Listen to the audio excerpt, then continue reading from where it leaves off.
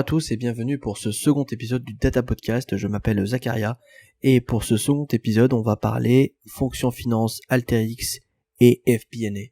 Alors évidemment, la fonction finance demande énormément d'analyse de données et quoi de mieux qu'une solution de self-service qui permet à des métiers de pouvoir transformer leurs données en véritable richesse au sein de l'organisation. J'ai un invité aujourd'hui très spécial qui est Stéphane Portier et qui va pouvoir partager avec nous les connaissances sur la partie FP&A et l'intégration avec AlterX. Stéphane, je te laisse te présenter.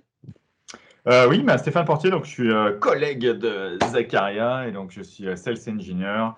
Donc ça veut dire j'aide les clients justement pour la partie démonstration, puisque comme c'est du self-service à travailler, j'ai pas mal bossé dans la donnée en fait depuis une vingtaine d'années et beaucoup sur la BI et surtout sur tout ce qui est pilotage de performance, donc les solutions qu'on appelle EPM, Enterprise Performance Management, qui maintenant s'appelle plutôt FP&A, donc Financial Planning and Analysis. Donc c'est tout ce qui est reporting, remonter de l'information, comprendre comment on travaille, comment on va faire le budget de l'année prochaine, comment on va finir l'année, comment synchroniser en fait tout le monde par rapport à ça.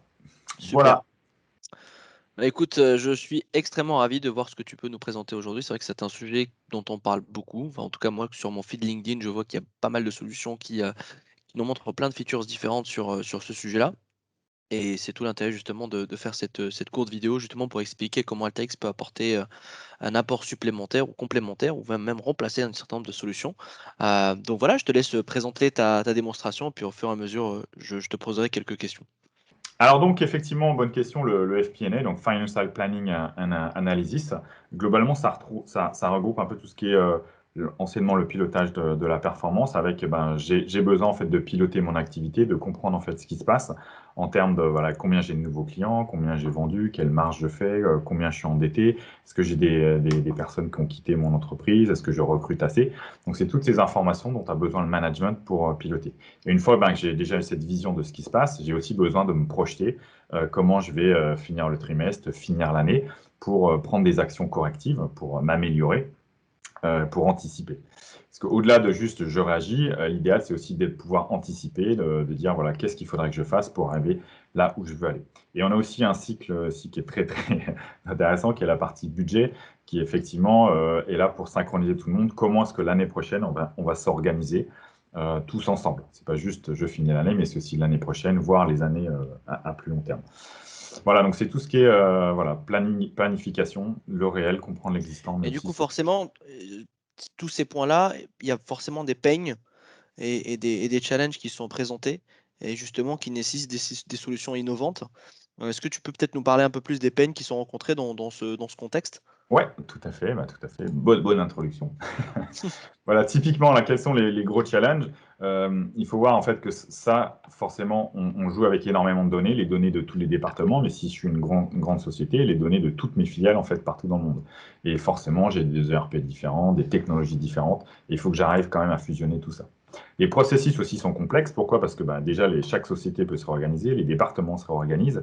Je rachète une société, je peux la vendre. Et donc, tout ça, ça évolue. Mon management aussi veut peut-être travailler de manière différente. Donc, c'est très, très, très, très mobile, malheureusement. Beaucoup d'entrées manuelles. Pourquoi? Parce que potentiellement, il y a des anomalies. Il faut que je corrige. Je n'ai pas forcément le temps de tout automatiser. Mais aussi, en fait, justement, je dois apporter de l'information. Quand je suis en train de me projeter, c'est une information qui n'existe pas. C'est dans le futur. Et donc là, il faut aussi que je me projette, dire je pense qu'il va se passer ci, qu'il va se passer ça. Voilà mes hypothèses. Donc, beaucoup de saisir qu'il va falloir gérer. Des délais courts, parce que j'ai beaucoup de choses à faire en très peu de temps. Parce que si je passe mon année à prévoir comment je vais finir l'année, forcément, ça ne m'intéresse pas. Il faut aussi que j'en tire des conclusions. Donc, il faut toujours aller vite par rapport à ça.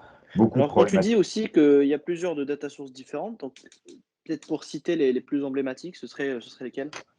Les grands, c'est les grands ERP, donc c'est typiquement ma compta, parce qu'on travaille beaucoup avec des chiffres autour de la finance, savoir combien on a. Donc il y a typiquement souvent la compta qui est en source. Et après, suivant les industries, ça peut être la supply chain, ça peut être les ventes, ça peut être ça dépend. Donc justement, la partie RH aussi, parce que il y a un coût derrière en fait les personnes, il y a des personnes qui s'en vont, qui arrivent, et il faut anticiper tout ça. Donc c'est vraiment tous les systèmes en fait dans lesquels on a besoin finalement de comprendre ce qui se passe et qui peuvent avoir un impact sur l'entreprise. Mais effectivement, le gros, c'est vraiment la compta, les ERP, la finance. Très clair. Voilà, donc problématique référentielle aussi, des ajustements manuels pour justement faire des compensations ou faire des corrections. Et après, souvent, on doit se projeter et c'est pas toujours facile. C'est pas juste des règles 3. Il y a parfois des métiers où c'est vraiment complexe de réaliser tout ça. Donc, de quoi on a besoin pour réaliser tout ça? On a besoin d'agilité, puisqu'effectivement, il y a beaucoup de choses qui changent et il faut être réactif pour respecter les délais. Beaucoup besoin d'automatisation, une fois de plus, pour gagner du temps d'un cycle à l'autre. Beaucoup de self-service, parce que généralement, voilà, il y a beaucoup de. C'est un peu de la logique. Il faut réagir par rapport à ça. Et certes, on automatise, mais après, il y a une analyse humaine qui va aider justement à tirer des conclusions par rapport à toutes ces analyses-là. Beaucoup de connecteurs, puisque justement, j'ai de la source. Donc, si j'arrive à me connecter à tout, forcément, ça m'aide. Gestion des anomalies, parce que si j'ai beaucoup de données, j'ai potentiellement beaucoup d'erreurs. Si je passe ma vie à les chercher, je vais perdre du temps. Si on me les sort tout de suite, forcément, c'est pertinent. Et il me faut aussi de la data science, parce qu'une fois de plus, tout ne peut pas se prédire avec de simples règles de 3, tout ne peut pas se comprendre juste en lisant en fait, des tableaux. Et la data science va nous apporter justement cette puissance de compréhension et de projection. Et c'est pour ça que Et on justement, parle de quelle population ici alors c'est un peu tout le monde, qui puisqu'en pourrait fait, utiliser ça peut être en fait tous les managers qui font du reporting en fait sur leur activité. Et après, si vraiment on monte au niveau de l'entreprise, forcément, on arrive au niveau du contrôle de gestion, des directeurs financiers, qui sont généralement en charge en fait de ces reportings un peu plus institutionnels et qui vont publier les chiffres aux directeurs financiers, à la DG, voire aux banques et aux actionnaires. Voilà, donc voilà pourquoi en fait il y a un positionnement natif, naturel d'Alteryx pour ceux qui connaissent, puisque effectivement tout ça c'est clairement en fait quelques-unes en fait de nos atouts. Alors comment justement dans un projet EPM ou FP&A en fait Alteryx peut nous aider? Si on prend un projet finalement qui va du plus simple au plus complexe, le plus simple forcément tout est géré dans Excel, j'ai des informations, je fais mes tableaux, je compile mes tableaux. Et après, forcément, quand j'ai plusieurs départements, plusieurs filiales, ça devient de plus en plus complexe. Et on arrive vers des solutions de type EPM. Donc là, j'ai mis quelques logos qui sont des exemples, qui ne sont pas représentatifs de toutes les solutions, mais les plus connues, et qui vont permettre justement d'automatiser en fait, tous ces process, de centraliser les informations, de mettre en fait, des processus autour. Donc ça, c'est un peu, je dirais, la solution ultime, mais qui a un coût, qui a des temps de mise en œuvre. Et Alteryx, par rapport à ça, eh bien déjà, la bonne nouvelle, c'est qu'Alteryx apporte de la valeur à tous les niveaux. C'est-à-dire que je sois dans Excel, déjà, je peux m'aider à automatiser plein de choses avec Alteryx. Et même si j'ai une solution EPM, il y a énormément de choses en termes d'alimentation, en termes de gestion du détail, en termes de data science, en termes d'export, en termes d'assistance à la recette, de mise en place, qui peuvent énormément aider en fait les projets. Donc déjà, Alteryx a du sens partout. Et après, il y a une sorte de limite finalement. Au-delà duquel, finalement, plutôt avant laquelle, finalement, Alteryx peut gérer finalement tout seul en fait ce type de reporting-là. Puisqu'on a tout ce qu'il faut, on le verra justement dans la démonstration, pour consolider ces informations, les traiter. Et au-delà, finalement, Alteryx va aider, va élaguer finalement, enrichir, assouplir la solution EPM en apportant sa puissance, sa souplesse sur toutes les parties qui sont pas fondamentales finalement dans l'EPM. Parce que l'EPM, c'est un peu rigide aussi parfois. Il y a des bons côtés, mais aussi des côtés un peu rigides. Et on peut apporter la richesse, la souplesse d'Alteryx en complément. Donc après, voilà, d'un client à l'autre, d'un projet à ce qu'on l'autre. dit, c'est que une entreprise qui est peut-être déjà équipée de solutions EPM peut bénéficier d'une plateforme self-service dans tout ce qui est analyse de données avec Alteryx, mais aussi une entreprise qui n'a pas du tout de solution EPM. Et là, pour le coup, Alteryx peut se positionner vraiment en standalone et faire le job de bout en bout. Tout à fait. Parce que voilà, si je suis une entreprise où j'ai finalement que quelques fichiers, quelques filiales, où mon budget est relativement simple, où j'ai pas trop d'intervenants, et bien en fait, avec Alteryx, on peut très bien faire tout ça. Après, effectivement, si on commence à traiter avec des milliers de personnes, ça va devenir complexe. Donc c'est pour ça qu'il faut se poser la question à partir de quand en fait ça a du sens. Parce qu'il y a quand même un coût, des gros projets en fait qui arrivent avec l'EPM, c'est puissant, mais on n'en a pas toujours besoin si derrière on est en train de travailler avec 15 fichiers Excel, quoi. Et donc on a quand même besoin, justement, ça apporte déjà énormément en fait d'avoir Alteryx. Et après, justement, on peut continuer, si ça complexifie, on peut basculer avec l'EPM et conserver justement la souplesse d'Alteryx. Ce que je propose, c'est de montrer rapidement justement le petit exemple que je vais vous montrer, qu'est-ce qu'on cherche à faire en fait avec ce workflow. Là, c'est un exemple justement de reporting. Ce qu'on veut chercher à montrer, c'est comprendre justement notre historique, quel est le forecast sur la partie orange, essayer de se projeter et avoir une visu sur qu'est-ce qui s'est passé sur différents indicateurs. Donc, c'est ça qu'on veut produire de manière régulière, de manière automatisée. Quelles sont nos problématiques classiques? En termes de sources de données, j'ai toujours énormément d'Excel. J'ai des sources de RP, j'ai des sources, même l'EPM peut être une source, où je vais aller chercher toutes les informations, plus potentiellement des données qui viennent du web ou de l'externe, voire même en fait des saisies qui peuvent être envoyées par mail, par le web. Voilà. Donc j'ai tout ce qu'il faut, c'est la vraie vie. J'ai toujours en fait plein de sources avec lesquelles il faut que je travaille. Est-ce qu'elles sont propres? Jamais elles ne sont propres, même si il y a toujours des anomalies. Et donc, forcément, il y a du travail à faire. Si on prend par exemple Excel, forcément, on demande un template qu'on doit remplir. Et il y en a toujours qui sont créatifs, qui changent l'ordre des colonnes, qui changent le nom, qui changent le nombre de lignes, qui font des erreurs de code et ainsi de suite. Donc, tout ça, il faut l'automatiser si on ne veut pas perdre trop de temps. Donc, on va automatiser tout ça.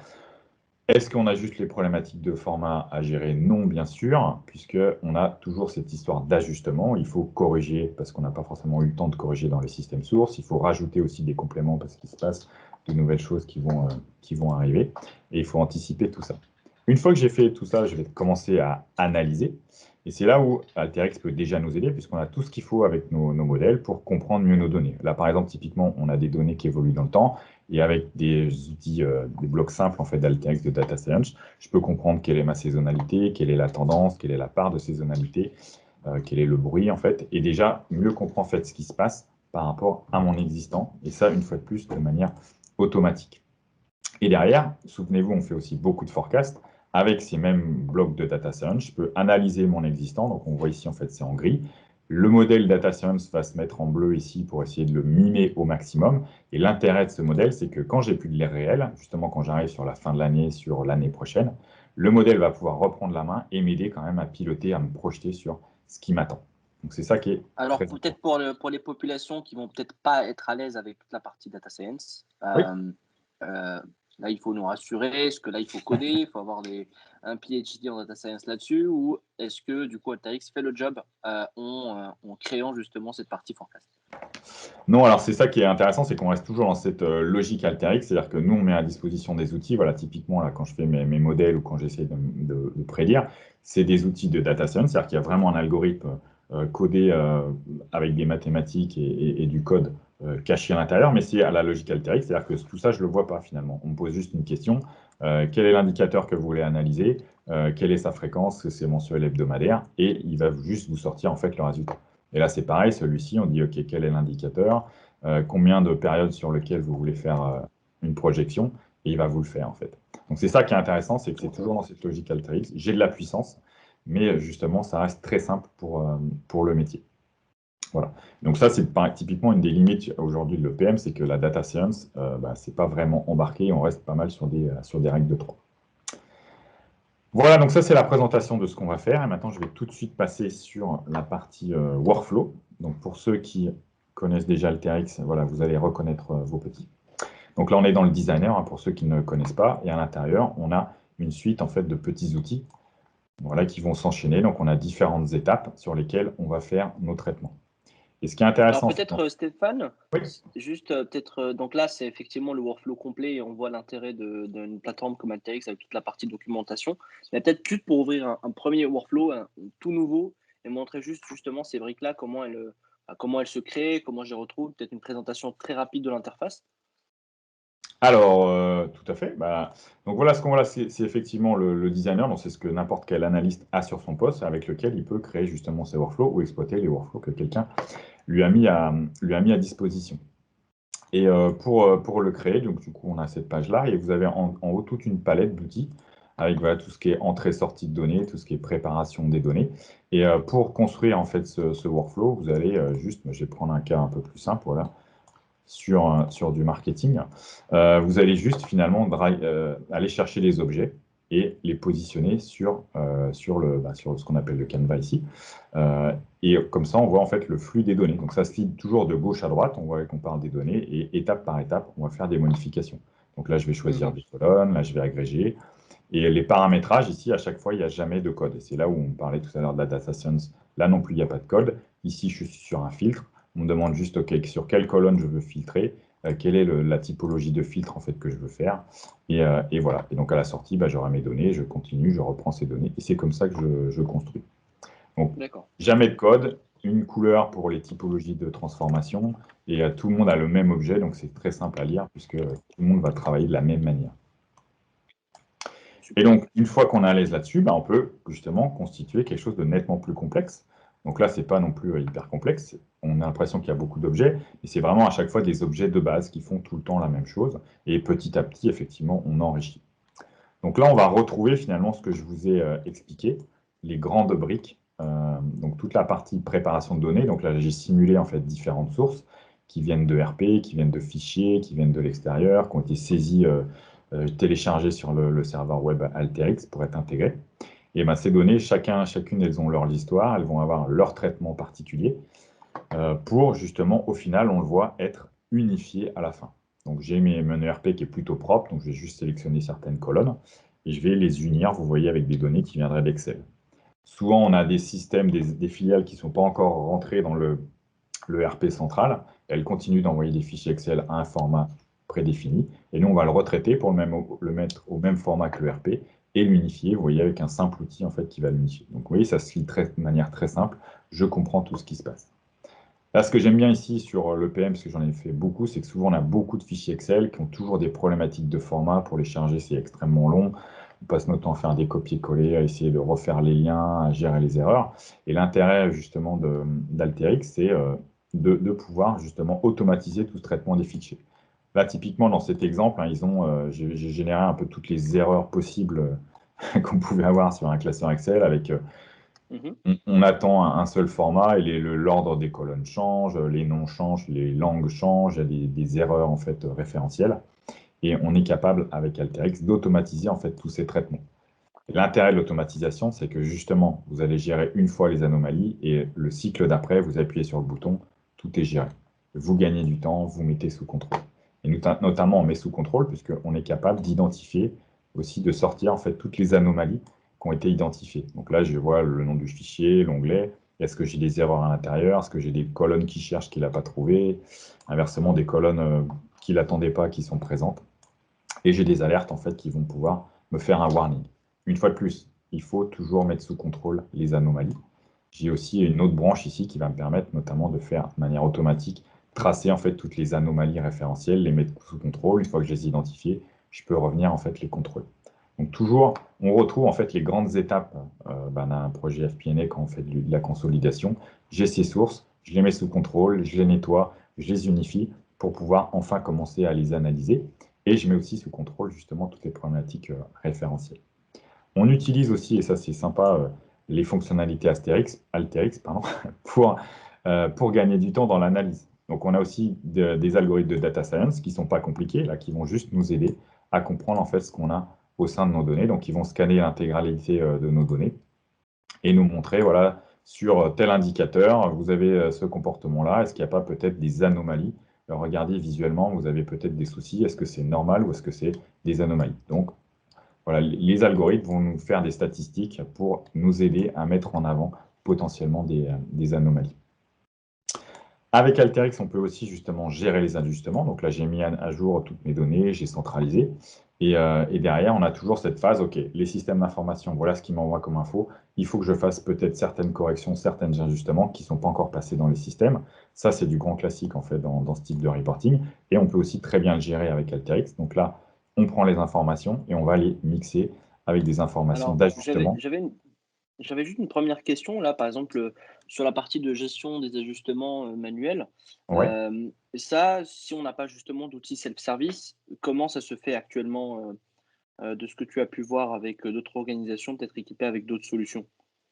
Alors, ce qui est très compliqué, si on n'a pas de solution, c'est que généralement, c'est qu'on empile en fait des versions d'Excel qu'on s'envoie les uns les autres par mail, qu'on met sur le répertoire. Et au bout d'un moment, quelqu'un se trompe de version, on met des ajustements, les données changent, on ne remet pas forcément à jour les données ou les ajustements, et finalement, on génère des incohérences où on passe des heures et des heures à recontrôler et recontrôler dès qu'on a une nouvelle version. Donc, c'est ça qui est très complexe en fait quand on a quand on n'a que du Excel ou d'autres systèmes, c'est que voilà, toute cette notion de versionning, d'ajustement est très très complexe à mettre en place. Là, l'idée, c'est justement de le mettre sous contrôle. Dès que je reclique sur le bouton, il va me régénérer mon fichier Excel avec les données qui viennent du système. Il va conserver en fait à l'intérieur dans Excel les ajustements. Vous voyez, je vous montre en fait le classeur Excel. C'est un classeur Excel qui est automatiquement généré par Alteryx. Donc, en rose, ça c'est toutes les informations qui viennent des systèmes que je génère. Et en bleu, c'est là où je peux saisir justement mes ajustements manuels et qui vont être repris d'un cycle à l'autre parce qu'il y a un identifiant de transaction unique et je sais que ce commentaire correspond à cette transaction. Donc, je vais pouvoir comme ça la retrouver. Mais je garde cette souplesse de je saisis finalement dans Excel et j'automatise aussi tous mes traitements. Voilà, pas dernière étape, mais étape aussi intéressante. Donc là, j'ai saisi des ajustements sur les informations qui venaient. Je continue de préparer mes données et j'utilise, comme je vous l'ai montré tout à l'heure, la logique de la data science donc pour aller encore plus loin dans les projections. Souvent, c'est pas mal de règles de 3 où on saisit des hypothèses et ça nous aide à nous projeter dans le temps. Ce qui est vraiment intéressant avec Alteryx, c'est qu'on a de manière très simple justement tous ces outils qui vont nous aider à nous projeter, à comprendre en fait ce qui se passe. Déjà, je comprends mieux ce qui se passe. Je peux anticiper, attention, il y a un mois de baisse qui arrive, donc comment est-ce que je pourrais augmenter la voilure pour l'absorber. Et si on regarde justement, hein, c'est un outil de data science, quelles sont les questions qu'on me pose, c'est vraiment sur quel indicateur je veux faire, je veux comprendre en fait l'indicateur, quelle est sa fréquence en fait de données. Ici, voilà, c'est la seule question en fait qu'on me pose. Donc, vous voyez, extrêmement simple. Pareil pour la projection. La projection, une fois de plus, on me demande, donc la projection, c'est comment je vais finir mon année. Il va juste me demander sur quel indicateur je veux travailler. Une fois de plus, à quelle fréquence, en fait, je veux me projeter dans le temps. Et là, du coup, tous les mois, il va me faire une projection sur le nombre, en fait, de mois que j'ai précisé. Ici, c'est 12. Donc, sur les 12 mois qui viennent, il va modéliser mon historique et me dire, OK, sur cette tendance-là, voilà ce qui vous attend, en fait, dans les 12 mois. Et ça marche Alors là, très bien. ce qui est intéressant aussi de noter, c'est que c'est quelques configurations à mettre en place, hein. On glisse et dépose l'outil, on regarde à gauche sur la fenêtre de configuration et là, on peut choisir justement les périodes que l'on souhaite forecaster, c'est quoi le champ cible. Donc, c'est extrêmement clair en termes de configuration et encore une fois, il n'y a pas ce besoin de coder ou connaître tous les algorithmes. Il suffit d'aller sur série temporelle et vous allez retrouver les algorithmes, par exemple, question ARIMA, ETS. Et si on clique sur un outil en particulier, vous avez toute la partie définition. Et si vous le souhaitez, vous pouvez ouvrir des exemples qu'on va retrouver dans les samples. Donc, si on va dans l'aide puis sample, vous allez avoir justement des exemples de toute la partie prédictive sur les outils. Voilà. Donc, si on va sur Predictive Tool Samples, il me semblait que c'était à ce niveau-là. Donc, exemple de workflow. Et puis Predictive Tool Samples. Yes. Et là, on va retrouver Predictive Analytics. Et là, on va retrouver les Time Series. Est-ce que c'était à ce niveau-là? Voilà, c'était Time Series Forecasting Sample, tout à fait. Et il les connaît par cœur. Bravo. Voilà.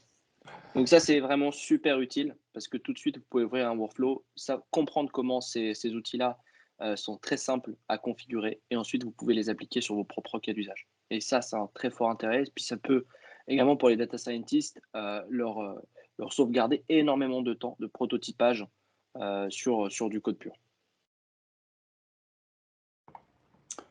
Voilà.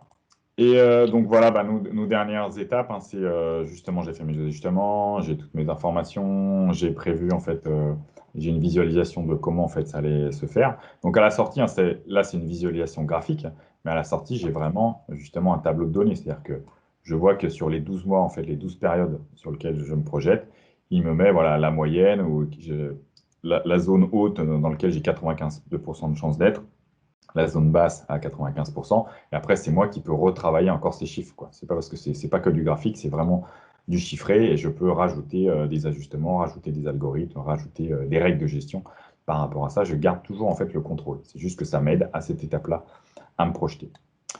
Et si je vais, comme on va quand même aller assez vite, jusqu'à la dernière étape, et la dernière étape, c'est j'ai généré en fait finalement tous mes tableaux de prédiction avec tous mes indicateurs sur toutes mes régions, et je vais pouvoir les pousser soit dans du tableau, soit dans du Qlik, soit dans du Power BI. Donc on a tous les connecteurs justement pour faire le reporting et mettre à disposition en fait de toutes les populations nécessaires les différentes informations, le pousser dans du Excel, l'envoyer par mail, voilà, j'ai tout ce qu'il faut pour communiquer en fait le résultat et faire une boucle complète.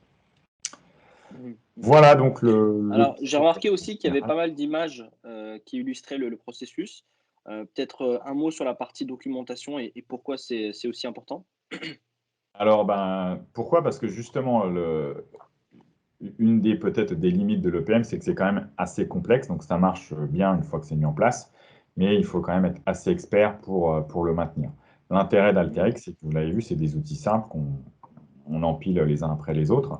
Et donc déjà, c'est simple à lire. Donc vous voyez, on sait qu'il va tout le temps se passer la même chose. Si je mets des nouveaux fichiers, tout est automatisé, je sais ce qui va se passer. Donc je peux auditer les comportements. En cliquant, je vais comprendre étape par étape ce qui se passe. Et l'idée, bah, c'est de vous aider justement, comme c'est le métier qui peut le faire, que le métier puisse aussi le maintenir. Donc juste en le lisant étape par étape, je peux le faire. Mais si vous rajoutez effectivement des commentaires, des blocs qui expliquent les grandes étapes fonctionnelles, ça permet justement au métier de garder la main, de le faire évoluer. Si monsieur l'expert s'en va, ben, le service ne s'arrête pas, vous continuez de pouvoir le maintenir et le comprendre. Et c'est ça en fait l'intérêt. Comme on parlait aussi de besoin de flexibilité, si vous êtes à chaque fois lié à un consultant, lié à un expert, vous avez du mal en fait à le faire évoluer. Là, avec cette solution, avec ces commentaires, si on fait l'effort effectivement de faire quelque chose de propre, eh bien, évidemment, vous gardez la main sur l'évolution, vous pouvez en créer de nouveaux, vous apprenez de manière simple. Très, très Hmm. intéressant. Voilà Ok, mais mon petit super. tour d'horizon. Non, mais Donc, c'était super. On voit vraiment bien l'intérêt de ce type de solution self-service pour la partie EPM et également toute la partie documentation, parce qu'effectivement, tu parlais de la rétention d'informations, la partie expertise de quelques personnes. Du coup, quand cette personne-là part, que ce soit définitivement ou en congé, c'est toujours pas évident de retrouver les processus. Là, c'est bien de documenter et puis surtout, c'est auditable au cas où il y a des impératifs de régulation. Donc c'est super intéressant également. Est-ce que tu veux conclure sur un commentaire particulier?